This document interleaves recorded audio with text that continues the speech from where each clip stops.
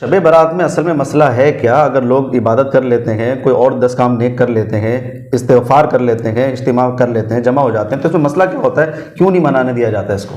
دیکھیں، مسئلہ عبادت سے نہیں ہوتا کسی بھی، نہ عالم دین کو ہو سکتا ہے، نہ کسی مسلمان کو ہو سکتا ہے۔ مسئلہ یہ ہوتا ہے کہ ہم بعض نظریات ایسے رکھ لیتے ہیں کسی بھی دن کے حوالے سے، یا کسی رات کے حوالے سے، یا کسی شخص کے حوالے سے، جو صریح قرآن پاک کی مخالفت پر کھڑے ہو جاتے ہیں۔ آسان الفاظ میں ہم اللہ کے کلام کو غلط قرار دینے پر تل جاتے ہیں۔ اچھا، شب برات کے اندر پرابلم یہ آتی ہے، شب برات میں ہمارے یہاں ایک اصول، کچھ چیزیں، کچھ نظریات ہیں جو بن چکے ہوئے ہیں۔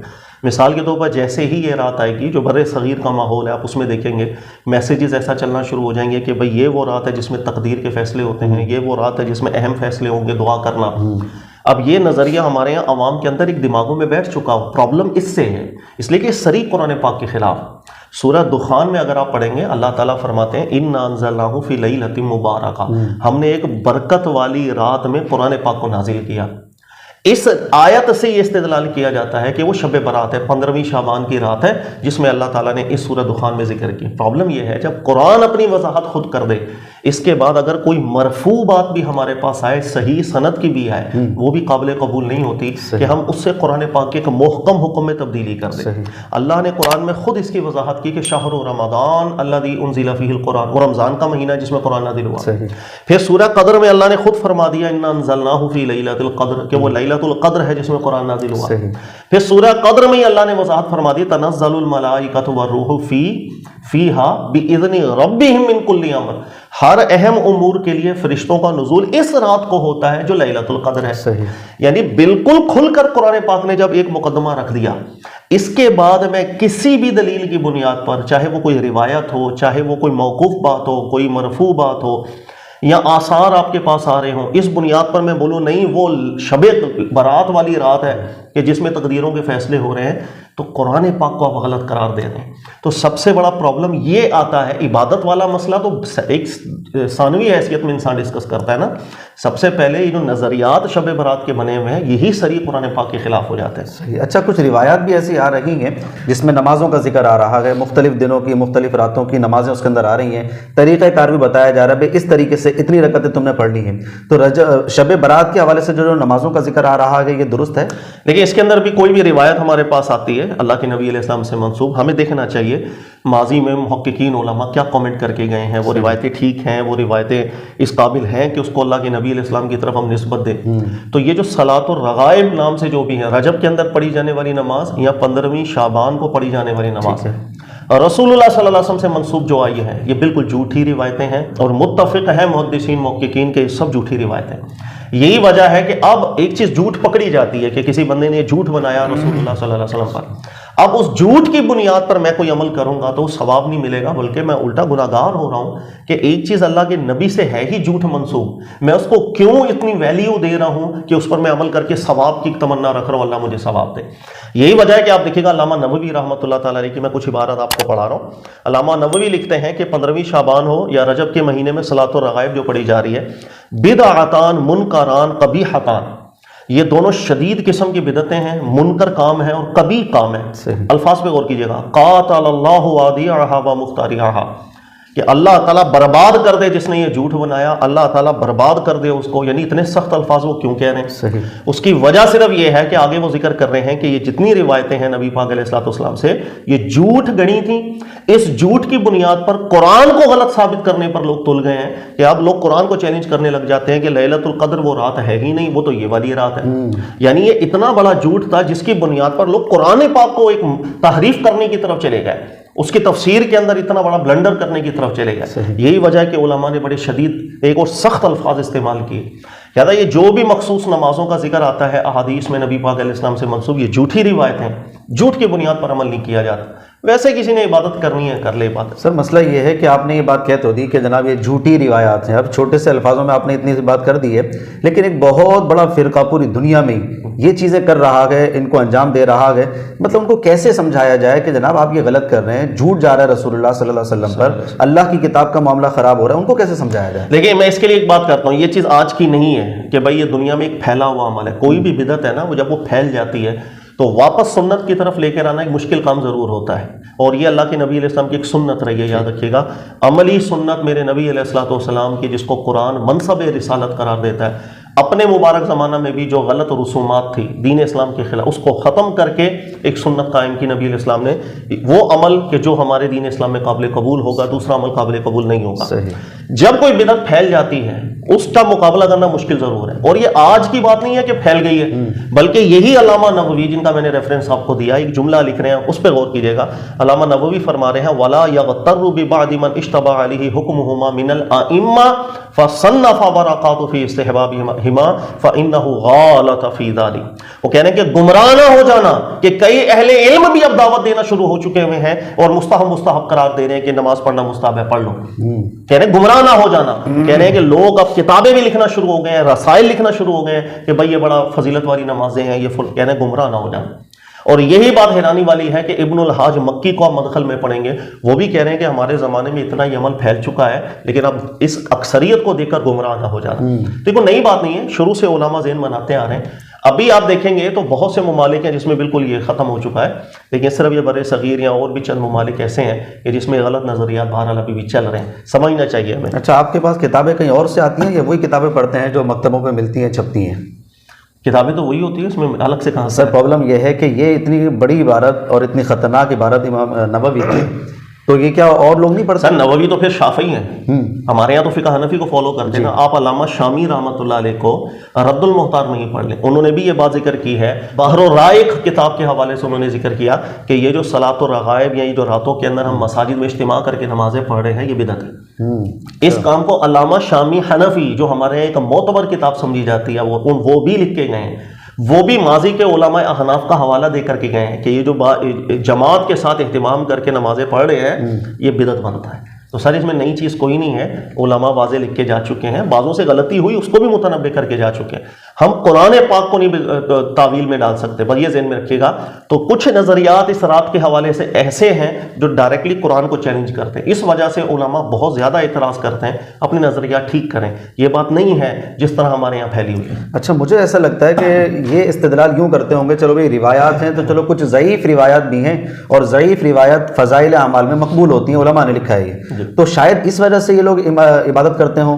دیکھیں یہ جملہ ایک ایسا ہے جس کو ٹھیک طریقے سے نہیں سمجھا جاتا تو وہی ہوتا ہے جو ہمارے یہاں ہو رہا ہے کہ فضیلت کے اندر ضعیف روایات کو قبول کیا جا سکتا ہے۔ یہ محدثین اور محققین علماء نے ایک ضابطہ لکھا، لیکن سوال یہ ہے یہ ضابطہ صرف اتنا ہی لکھا تھا یا ہم آدھا ضابطہ پڑھ رہے ہیں؟ یعنی علماء نے ذکر کیا کہ کچھ شرائط ہیں جس کو پورا کر لیا جائے تو فضیلت کی بات پر اگر کوئی شخص حسن ظن رکھتے عمل کر لے تو کر لے، اچھی بات ہے، نیک کام کر رہا ہے۔ اور وہ شرائط کیا ہے پہلے وہ ہم تھوڑا سا غور کر لیتے ہیں۔ ضعیف روایت کو فضیلت میں چلانے کا مطلب یہ ہے، پہلی شرط اس کی یہ کہ جس کام کی فضیلت بیان کی جا رہی ہو وہ کام آلریڈی ہمارے دین میں ثابت شدہ کام ہو، قرآن کی اس پہ نص موجود ہو یا نبی پاک علیہ الصلوۃ والسلام کی سنت ثابتہ ہو۔ ایک چیز ثابت ہے، صرف اس کی فضیلت کے اوپر کوئی بات آ گئی تو پھر آپ عمل کرنے، یہ پہلی شرط ہے۔ دوسری شرط علماء نے ذکر کی کہ اس کی نسبت اللہ کے نبی کی طرف نہ کی جائے صلی اللہ علیہ وسلم، یعنی یوں نہ کیا جائے، کہا جائے کہ چونکہ رسول اللہ صلی اللہ علیہ وسلم نے یہ فرمایا میں اس لیے یہ عمل کر رہا ہوں، کیونکہ روایت کا ضعیف ہونا خود دلالت کر رہا ہے وہ بات اللہ کے نبی کی ہے ہی نہیں صلی اللہ علیہ وسلم، تو آپ کو یہ نسبت نہیں کرنی۔ آپ کے سامنے بھائی ایک بات ہے، آپ نے ایک جس طرح ایک عالم نے آپ کا ذہن بنایا کہ یار اللہ کا ذکر کیا کرو، آپ کو اچھا لگا، آپ اللہ کا ذکر کرنے لگ گئے، ایک بات آئی ہے بس آپ نے اس پر عمل کر لیا، لیکن نسبت اللہ کے نبی کی طرف نہیں کی جا سکتی۔ اور تیسری شرط علماء نے ذکر کیا کہ سنیت کا اعتقاد بھی نہیں کیا جا سکتا کہ چونکہ یہ کام سنت سے ثابت ہے، نبی پاک علیہ السلام سے ثابت ہے، ہمارے دین میں ثابت ہے، میں اس لیے عمل کر رہا ہوں۔ سر یہ تو شرائط خود بتا رہی ہے کہ علماء سیدھا سیدھا کہہ رہے ہیں عمل نہیں کرنا ہے تو اتنی شرائط ہے، اور ان شرائط کے اوپر پورا اترے گا کون؟ اور چوتھی شرط جو سب سے بڑی ہے حضرت، جس کی طرف نارملی لوگوں کی توجہ جاتی نہیں، فضیلت کے باب کے اندر ضعیف روایت قبول ہوتی ہے، افضلیت کے باب کے اندر کبھی بھی قبول نہیں ہوتی۔ یعنی ہر وہ مقام جہاں پر کسی بھی دن کا، کسی بھی وقت کا، کسی بھی شخص کا افضل ہونے کا استدلال پکڑا جائے گا، وہاں ضعیف روایت کبھی بھی قابل قبول نہیں ہوتی، اس لیے کہ افضلیت کا تعلق اللہ کی بارگاہ سے ہے اور وہ علم غیب ہوتا ہے، جہاں پر کچی باتیں بالکل چلتی نہیں ہیں۔ یہی وجہ ہے کہ آپ غور کریں 15ویں شعبان کی رات کو اگر آپ معظم مان لیں تو یہ صرف فضیلت ہوگی یا اس رات کو دوسری راتوں سے افضلیت قرار دینا ثابت ہوگا؟ افضل قرار دینا. جب افضل ہے تو اس میں ضعیف روایت کبھی بھی چل نہیں سکتی ہے. یہی وجہ ہے کہ آپ محققین علماء کو اگر اسٹڈی کریں گے، جیسے علامہ شاطبی مالکی کو کتاب الاعتصام کے اندر انہوں نے پورا باب باندھا ہے اس چیز کا کہ فضیلت اور افضلیت کا فرق نہ کرنا یہ ہمارے یہاں بدعتوں کا دروازہ کھول کے بیٹھ گیا. ہم افضلیت کے استدلال پکڑے ہوتے ہیں، جن شرائط کے ساتھ علماء نے ضعیف قبول ہوگی لکھا نہ ان شرائط کو سمجھا. ان شرائط کا مطلب ہی یہ تھا کہ سر قبول نہیں ہوگی، ان شرائط کا کوئی بھی پورا نہیں ہوتا تھا. یہی وجہ ہے کہ ہمارے یہاں آپ غور کریں، ہر بندہ جب بھی بات کر رہا ہو کہے گا اللہ کے نبی علیہ السلام نے فرمایا. آپ بولو یار یہ تو روایت ضعیف ہے، وہ فوراً کہے گا ضعیف روایت فضیلت میں. بھائی فضیلت میں اسی شرط سے چلتی تھی کہ اب نسبت اللہ کے نبی علیہ السلام کی طرف دے کر کے لوگوں میں بات نہ کرو. سنیت کا اعتقاد اس میں نہ کرو، ثبوت کا اعتقاد اس میں نہ کرو. آپ اس کی اصل آلریڈی پہلے سے دین میں ثابت ہونی چاہیے. ایک بھی شرط پوری نہیں ہوتی، آپ ضعیف حدیث کیسے لوگوں میں سنا رہے ہیں؟ تو یہ ضابطہ ٹھیک نہ سمجھنا ہمارے یہاں تو مسائل پیدا کر دیتا ہے. اچھا، کئی دفعہ جو ہمارے پچھلے پروگرام میں باتیں آئی ہیں، جو یہ چیزیں پھیلتی ہیں یا کہیں سے شبہ لگتا ہے، وہ یقیناً کوئی کتاب ہی ہوتی ہے. اب یہ شب برات کے نوافل کے حوالے سے، شب برات میں عبادت کے حوالے سے اکابرین جو بڑے معتمد اسلام کے گزرے ہیں اکابرین، ان کی کتابیں موجود ہیں. قوت القلوب لے لیجیے، امام غزالی کو لے لیجیے، احیاء العلوم کے اندر پورا انہوں نے چیپٹر قائم کیا گیا. وہاں سے استدلال کر کے، وہاں سے پڑھ کے ان کی نسبت لے کر بھئی اتنے بڑے امام نے بات کہی ہے تو صحیح ہوگی. یہ پھر یہاں سے عبادتیں شروع ہو جاتی ہیں. بالکل، یہ کوئی نہ کوئی اصل تو بنتی ہے. تو یہ بعض اہل تصوف کی کتب ایسی تھیں، احیاء العلوم میں، قوت القلوب میں، اس کے اندر بالکل ان نمازوں کے حوالے سے فضیلتیں آ گئی. علامہ نووی کا جو میں نے آپ کو حوالہ دیا تھا، علامہ نووی میں نے نام لے کر ذکر کیا ہے قوت القلوب کا بھی، احیاء العلوم کا بھی. یعنی کہ ان کتابوں میں آنا لوگوں کو دھوکہ میں ڈال دیتا ہے، نہیں دھوکے میں نہیں آنا، اس میں غلط لکھا ہے. اچھا صحیح. میں وہ عبارت بھی آپ کو پڑھ دیتا ہوں. یہ ذکر کر رہے ہیں علامہ نووی رحمۃ اللہ علیہ، وَلَا يَغْتَرُّ بِذِكْرِهِمَا فِي كِتَابِ قُوتِ الْقُلُوبِ وَإِحْيَاءِ عُلُومِ الدِّينِ. یعنی آپ گمراہ نہ ہو جانا کہ یہ بات قوت القلوب کتاب کے اندر آئی ہے یا احیاء العلوم کتاب کے اندر آئی ہے. فَإِنَّ كُلَّ ذَلِكَ بَاطِلٌ، یہ بالکل باطل بات ہے. کسی کتاب میں بھی، وہ اللہ کی کتاب نہیں جس کے اندر یہ بات آئی. یہی وجہ ہے کوئی نہ کوئی اصل تو بنتی ہے نا. چونکہ بعض کتابوں میں آ گیا وہیں سے باتیں پھیل گئیں. لیکن اس نظریے نے قرآن پاک کی ایک اصل کو بہت ایک ضرب لگائی ہے کہ ہم سورہ دخان کی کچھ آیتیں جو شب قدر کے حوالے سے بات کر رہی تھیں، ہم اس کو لے کے چلے گئے اس رات کے حوالے سے. تو یہ ایک تفسیری تحریف ہے، قرآن پاک پر ایک حملہ ہے. ان فاسد نظریات کی بنیاد پر علماء سخت سٹینڈ لیتے ہیں کہ نظریہ بالکل نہ رکھا جائے. ویسے کسی نے عبادت کرنی ہے، شوق ہے دن میں روزہ رکھے، راتوں کو عبادت کرے، عبادت سے ہمارا دین نہیں رک رہا. لیکن عبادت کے ساتھ اب غلط باتیں دماغ میں تصورات بٹھا لیں گے، عقائد بٹھا لیں گے، وہ چیز مسئلہ کرتی ہے. اس لیے علماء سخت سٹینڈ لیتے ہیں کہ یہ عبادتوں سے دھوکہ نہ کھاؤ، اپنے تصورات، اپنے نظریات ٹھیک رکھیں. اچھا، ان راتوں کے اندر بالخصوص جو ہے نا وہ جماعت کے ساتھ صلاۃ و تسبیح پڑھی جاتی ہے، یعنی وہ 4 رکعت ہوتی ہے، مختلف طریقہ کار اس کے اندر حدیث پاک میں آئے ہیں. 2 سوال ہیں یہاں پر. ایک تو صلاۃ و تسبیح ثابت ہے یا نہیں سنت سے؟ نمبر 2، نوافل کی جماعت کروانا باقاعدہ اہتمام کے ساتھ، اس کے بارے میں کیا حکم ہے؟ صلاۃ و تسبیح کے حوالے سے دیکھیں کچھ روایتیں آئی ہیں جس میں صحیح روایت تو کوئی بھی نہیں ہے. اچھا ہاں، یہ ہے کہ وہ ضعیف بہت کچھ ملی، ان کو ملا کر کے حسن قرار دیا جا سکتا ہے یا نہیں. تو ایک طبقہ علماء کا اس کو حسن سمجھتا ہے، وہ عمل کر لیتا ہے، فضیلت سمجھتے اوکے. لیکن جو محققین علماء ہمیشہ ذہن میں رکھیے گا، وہ کبھی بھی صلاۃ و تسبیح کی نماز کو مشروع ہی نہیں سمجھتے. اچھا، اس کی وجہ یہ کہ ایک تو روایتیں کوئی بھی ثابت نہیں ہے، اور دوسری بات اس میں نماز کی حیت میں تبدیلی آ رہی ہے. یعنی اس انداز میں نماز ہے جس انداز میں عام جو تواترن نماز چلتی آ رہی ہے وہ نہیں ہے. اور ہر وہ روایت جو صحیح سند کی بھی ہو، اگر وہ متواتر عمل کے خلاف ہو قبول نہیں ہوتی، تو یہ ضعیف کہاں سے قبول ہوگی؟ اس لیے آپ دیکھیں گے بڑے بڑے محققین علماء جو گزرے، مجتہدین جو گزرے، صلاۃ التسبیح کی نصوصات ان سے ملتی ہی نہیں ہیں، اکابرین سے ملتی ہی نہیں. لہذا بہتر قول یہ ہے، محقق قول یہی ہے کہ صلاۃ التسبیح کی نماز سے انسان احتیاط کرے. لیکن ہمارے ملک کے اندر اس کو حسن روایت قرار دیا جاتا ہے اور اس پر لوگ عمل کرتے ہیں، تو عوام الناس عمل کر رہی ہے. میرا خیال ہے یہ اجتہادی نوعیت کا ہی مسئلہ ہے، زیادہ سختی نہ کی جائے. ہاں، ان راتوں کے اندر باجماعت اہتمام کر کے ہم پڑھیں. اس کے لیے میں نے آپ کو علامہ شامی حنفی کا حوالہ دیا، وہ بھی ذکر کرتے ہیں کہ ہمارے علماء اس کام کو بدعتی شمار کرتے تھے کہ آپ ایک رات کو افضل قرار دے رہے ہو، اس پر نصوصات بھی نہیں ہے، قرآن پاک کے تصورات کو بگاڑ رہے ہو، لیلۃ القدر کو یہ والی رات سمجھ رہے ہو. یہ بہت سے نظریات آپس میں ملتے ہیں.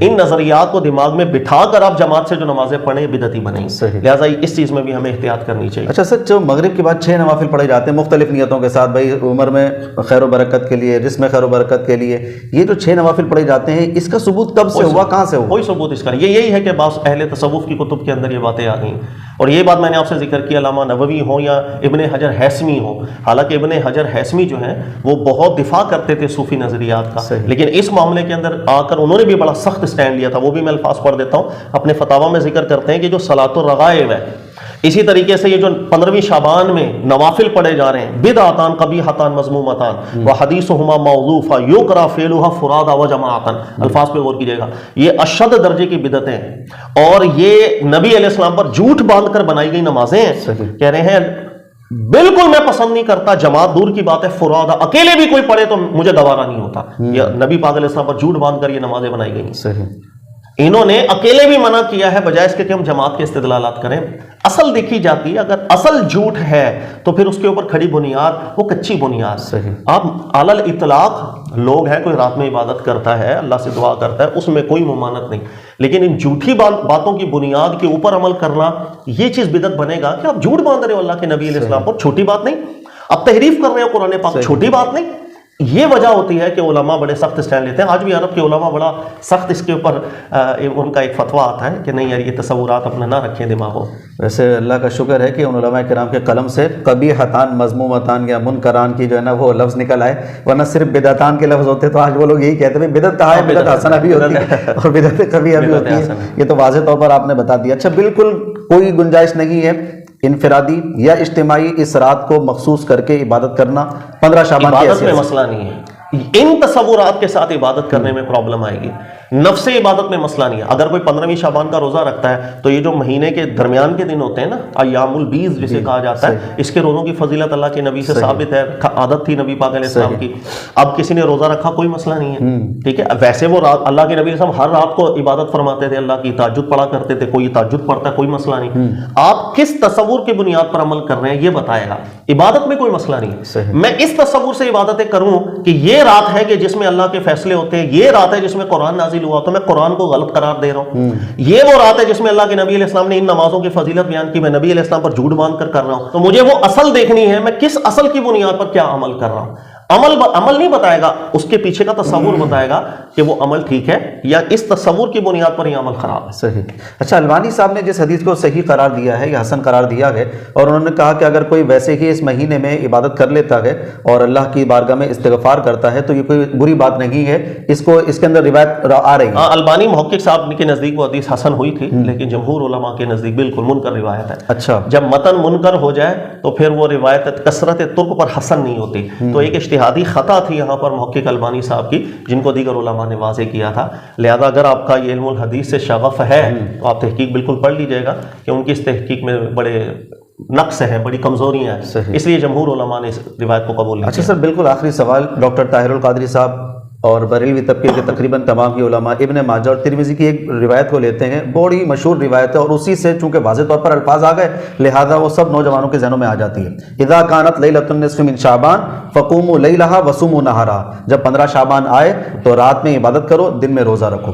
ڈاکٹر طاہر القادری صاحب اس پر بڑا زور دیتے ہیں اور کہتے ہیں واضح روایت ہے، پھر اس پر عمل کیوں نہیں کیا جاتا؟ جو روکتا ہے تمہیں وہ گناہ گار ہے۔ میں نے آپ سے ذکر کیا کہ یہ وہ روایات ہے کہ جو سندن ٹھیک نہیں ہے، بلکہ سند دور کی بات ہے، متن بھی اس کا ایسا نہیں ہے جس کو قبول کیا جائے، کیونکہ متن کسی چیز کو افضل قرار دے رہا ہے، اور افضلیت کے لیے نصوصات الگ ہوتی ہیں، ثبوت الگ ہوتا ہے اس کا، یہ ہمیشہ ذہن میں رکھیے کہ کچھ استدلالی عیوب ہیں جو ہمیں پتہ نہیں چلتے ہیں لیکن ہم کر بیٹھتے ہیں، یار وہ دیکھو روایت آ تو رہی ہے۔ صرف روایت کا آنا کافی نہیں ہوتا ہے، اس کی ایک اور وجہ بھی ہے کہ 15ویں شعبان کے حوالے سے بہت سا مواد ہمیں ملتا تھا اسرائیلی، یعنی یہود و نصارہ کی جو مواد کتابوں میں ہے اس کے اندر سے باتیں آتی تھی۔ 15 شعبان کوئی چیز ہے، اللہ نے کبھی 15واں شعبان کا لفظ قرآن میں ذکر نہیں کیا، اللہ کے نبی صلی اللہ علیہ وسلم سے صحیح ثابت طور پر یہ بات نہیں آئی، تو زیادہ گمان یہ پیدا ہوتا ہے کہ کہیں یہ وہی چیز تو نہیں جو اسرائیلیات سے ہمیں مل رہی ہے۔ یہی وجہ ہے کہ بہت سے علماء وہ بہت زیادہ احتیاط کرتے ہیں ایسے معاملات میں جو اسرائیلی ہمیں آ رہا ہو، جس کی تصدیق قرآن نہیں کر رہا، جس کی تصدیق اللہ کے نبی علیہ السلام سے ہمیں نہیں مل رہی، اور وہ چیز قرآن پاک کے مقابلے میں آ کر بھی کھڑی ہو جائے۔ اس لیے روایات سے استدلال کرنا، اب دیکھیں ماضی کے اندر بہت سے علماء رہے ہیں جنہوں نے گرفت کی ہے۔ ہاں، یہ کہ میں نے آپ کو نفس عبادت میں مسئلہ نہیں ہے، عبادت کوئی کرتا ہے کرتا چلا جائے، تصورات غلط پیچھے نہ بیٹھے۔ ٹھیک ہے سر، بہت شکریہ. بہت سارے سوالات جمع ہوئے تھے جو شعبان کے حوالے سے تھے، اور بالکل آپ کی وضاحت جو ہے نا وہ سمجھ میں آ گئی ہے. جی ناظرین، تو آپ نے سماعت فرما لیا.